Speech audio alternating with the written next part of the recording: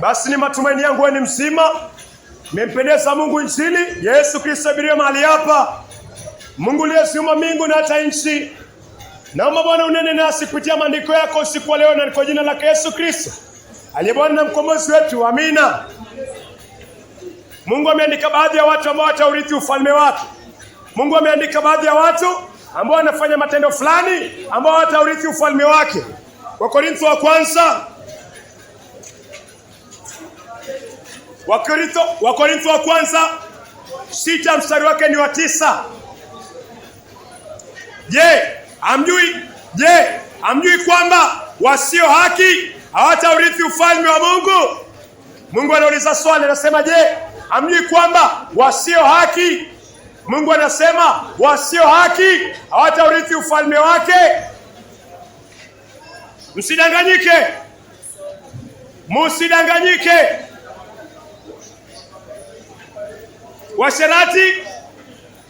Washerati wala waabudu sanamu wala wazinzi wala waaniti wala witi wala wezi wala wenye tamaa mbaya wala walevi wala wanaodhiaki wala wanyang'anyi hawataurithi ufalme wa Mungu. Mungu ametoa matendo. Mungu amesema watu ambao wanatenda matendo kama haya. Washerati, mtu ambaye anaangalia mwanamke, anaangalia pornografia, unamwangalia kwa lengo la kumtamani. Kama una Mungu ndani yako, una Kristo ndani yako, hiyo ndio itakuwa tabia yako. Hiyo ndio asili mwanadamu ameumbwa nayo. Mwanamke atamwangalia mwanaume, mwanaume atamwangalia mwanamke. Mungu anakuambia oa kwa kuikimbia zina ama uolewe. Mbona unataka kuoa? Unangoja nini? Hiyo ni zina. Ondoka kwa hiyo zina. Mungu anasema utaurithi ufalme wake. Mungu anasema utakuwa na urithi katika ufalme wake. Kuangalia pornografia ni sawa na usherati. Mathayo 5, kuangalia pornografia ni sawa na usherati. Hiyo ni visual adultery. Mathayo 5:27, Yesu anasema mtu yote amwangalie mwanamke kwa lengo la kumtamani amezini na huyo mwanamke ndani ya moyo wake. Mwanamke vile vile akimwangalia mwanaume amezini naye kwa moyo. Mwanaume akimwangalia mwanamke amezini. Hiyo inaitwa visual adultery. Watu wengi wanaangalia pornografia alafu wanaichukulia kwa, wanasema mimi si zini. Na unaangalia pornografia uko Facebook, unaangalia wanawake wenye wako uchi. Yesu anakuambia umezini nao tayari. Haina tofauti na mtu ameenda Casablanca akachukua kahaba na kazini naye. Na yule mtu ambaye anaangalia kwa simu yake ama kwa macho hivi. Washerati hawataurithi. Mungu ana sehemu ya washerati huko. Ni hapo ubadilike kwa uwezo wa Mungu. Utubu dhambi, umwamini Kristo Yesu. Yesu aumwe ndani ya moyo wako. Dhambi hukumiwe kwa mwili wa Yesu Kristo. Ya kurithi na ile ya kutenda hukumiwe uende huru. Waabudu sanamu. Ona nimesalimu Maria. Yesu anasema, Mungu anasema waabudu sanamu. Kama kuna mojawapo ya dhambi ambayo Mungu anachukia ni mwanadamu kuinamia sanamu. Waisraeli walipotoka Misri waliinua sanamu. Hii sanamu ilikuwa ni ndama. Amini usiamini, Mungu alisema hivi katika Kutoka 32. Kutoka 32:32. Exodus 32:32. Mungu alisema aliyenitenda dhambi ndiye nitakayemfuta kwa kitabu changu. Walinamia sanamu, Mungu akamwambia Musa. Exodus 32:32. Watu hufutwa. Mungu akamwambia Musa, aliyenitenda dhambi nitamfuta. Yule ambaye anainamia sanamu ya Maria, ondoka huko haraka upesi. Ukifa sasa unaingia jehanamu. Ondoka kwa ibada ya sanamu haraka upesi. Nani amemwona Maria? Maria alikuwa na nywele gani? Maria alikuwa kala gani? Maria alikuwa na macho kiasi gani? Nani anajua umbo la Maria? Umeacha mtu amekula jaba, amevuta bangi, anaenda kutengezea mzungu, alafu namuinamia. Hiyo ni idolatry. Ondoka kwa dhambi hiyo. Amri ya kwanza Mungu anasema usiwe na miungu mengine. Amri ya pili usifanye sanamu ya kuchongwa, usiinamie. Usinamie. Hakuna Mkatoliki anainamia sanamu ya Maria. We nani? Elewa. Hakuna Mkatoliki anainamia sanamu ya Maria atakuwa na urithi katika ufalme wa Mungu. Haiwezekani. Sao. Ondoka huko kwa kutubu na kumwamini Kristo na kuishi maisha matakatifu. Yohana 4 mstari wa 24. Yesu anasema Mungu ni roho. Mungu ni roho na wanaomwabudu wanamwabudu kwa roho na kweli, kwa imani. Hauhitaji kinyago. Kazi ya mikono ya mwanadamu. Ondoka kwa haraka upesi.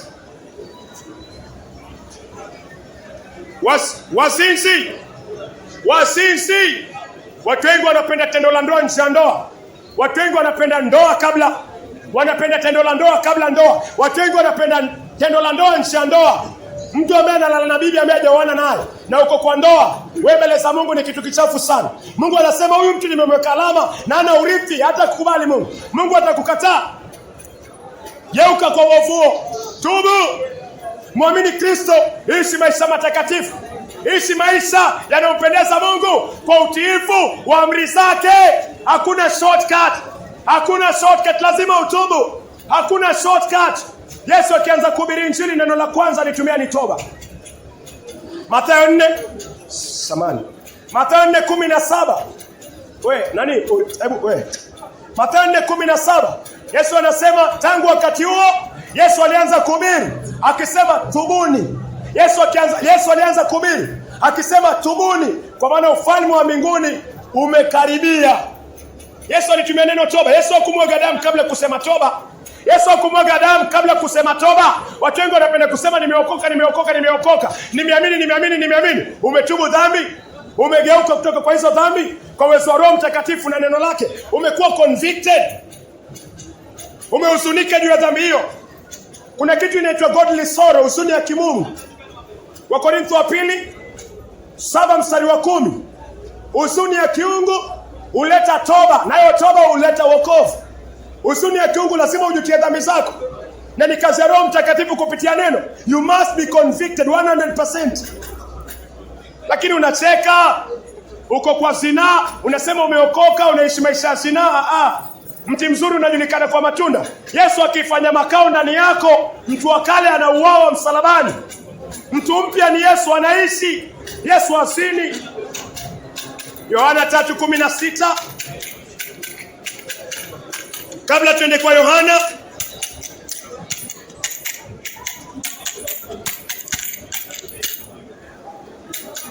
walevi. Wakorintho wa kwanza 6 mstari wa 10. Walevi. Usifikiri utakula mugoka hapa, alafu ende huko. Yesu anasema sheria ni hii. Hapa tafuna mugoka, ukienda kule utasaga hiyo meno. Hapa utasaga mugoka, utasaga miraa, utasaga chochote kile utasaga, lakini huko pia Yesu anakuambia utasaga hiyo meno. Hakuna mugoka jehanamu. Au utasaga mugoka jehanamu, utasaga meno yako. Tubu, muamini Kristo, ishi maisha matakatifu. Mungu anataka toba. Geuka kwa njia mbaya. Wanywaji pombe, wanaodhiaki, wanyang'anyi, wacha urithi ufalme wa Mungu. Tufanye nini? Mungu anakuambia tubu. Geuka kwa njia mbaya. Kiri dhambi zako, achana nazo.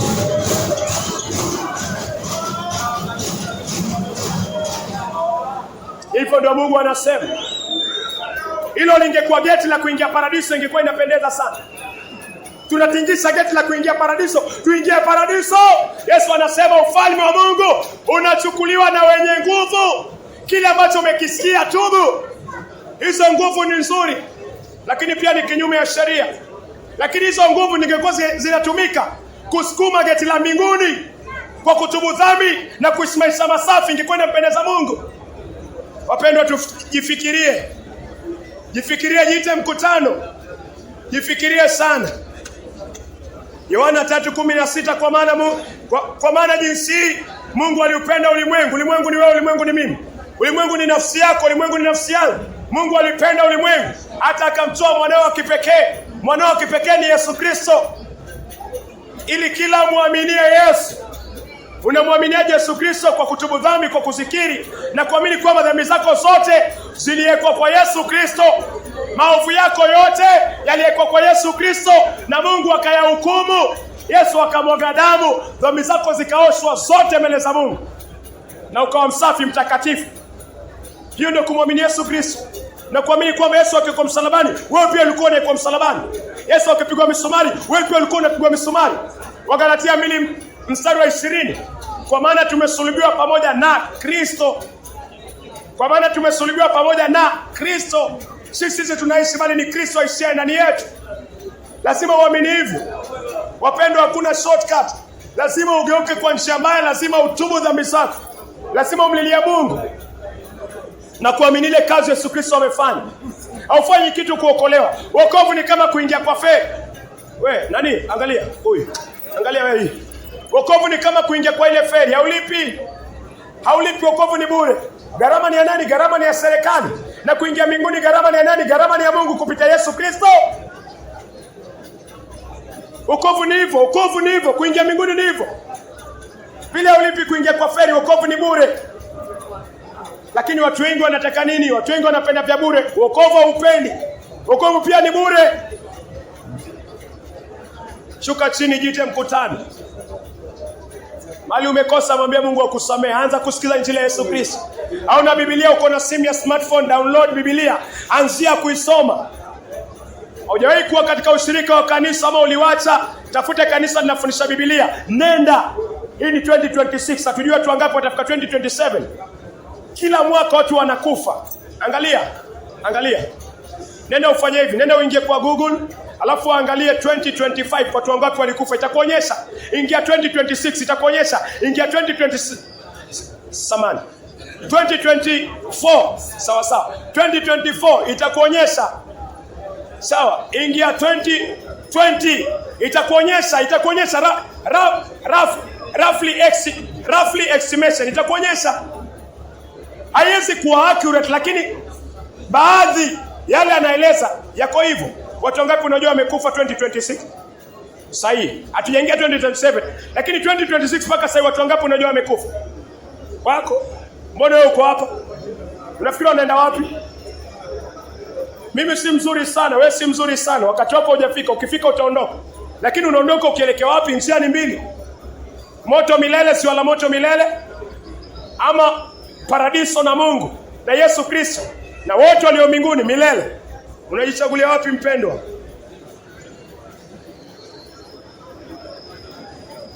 Yesu ashafanya kazi yake. Yesu alifanya kazi gani? Yesu alifanya kazi ya kukuokoa. Yesu alifanya kazi ya kuniokoa. Yesu alifanya kazi ya kubeba dhambi zako. Lakini kama bado unazishikilia, zitabaki kwako na zitakuhukumu na utachomwa nazo. Geuka. Haujawahi kuomba, anza kuomba. Haujui kuomba, anza tu. Kama unajua kuongea, unajua kuomba, mwambie Mungu kile ambacho kiko ndani ya moyo wako. Mwambie akusamehe uovu uliotenda. Mwambie kuonyesha njia ya kweli. Mwambie kuhurumie.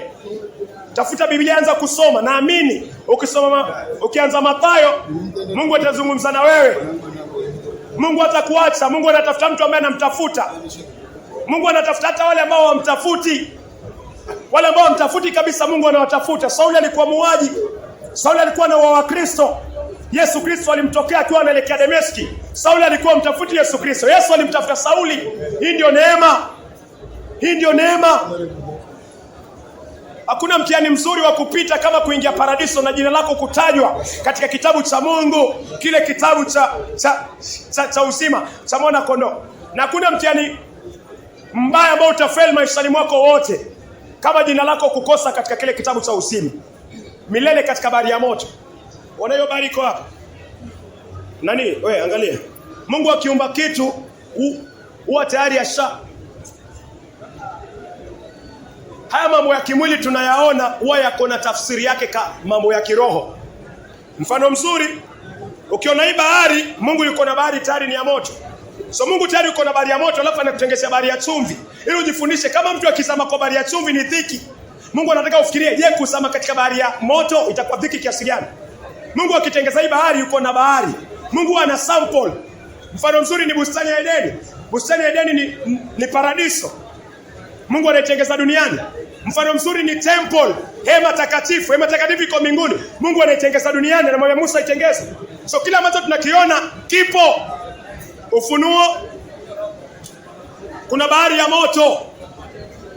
Ufunuo 21:8. Lakini waoga, wasioamini, wachafu, wauaji, wazinzi, wachawi, waabudu sanamu pamoja na waongo wote, mahali pao ni katika lile ziwa liwakalo moto na kibiriti. Hii ndio mauti ya pili. Ni katika lile ziwa liwakalo moto na kibiriti. Venye unaona bahari, Mungu yuko na bahari, yuko na ziwa la moto na kibiriti. Yaani badala ya maji ni moto, ni salfa, ni moto unafanya hivyo. Ukitupwa pale ndani ni milele. Venye unasama kwa maji, wewe unataka upumue kidogo, hiyo ni moto. Utataka upumue kidogo, moto unaingia kwa matumbo, yanakuchoma. Moto unaingia kwa masikio, yanakuchoma. Kama maji hivyo, lakini ni moto milele. Unalia, unajuta kwa nini, unafikiria, unatamani iwe ndoto. Ushaikuwa mahali ni reality, lakini unaomba Mungu si iwe ndoto, niepuke, niamke, nitubu, niamke, niachie yote, lakini ni reality. Afadhali iwe ndoto, uamke, ujipate bado uko mzima na uko na nafasi nyingine, lakini hiyo itakuwa reality. Conscience haifi jehanamu. Nani angalia. Jehanamu ufahamu wa upotei. Jehanamu ufahamu wa upotei. Mungu anataka utubu. Ugeuke kwa njia mbaya. Umwamini Kristo.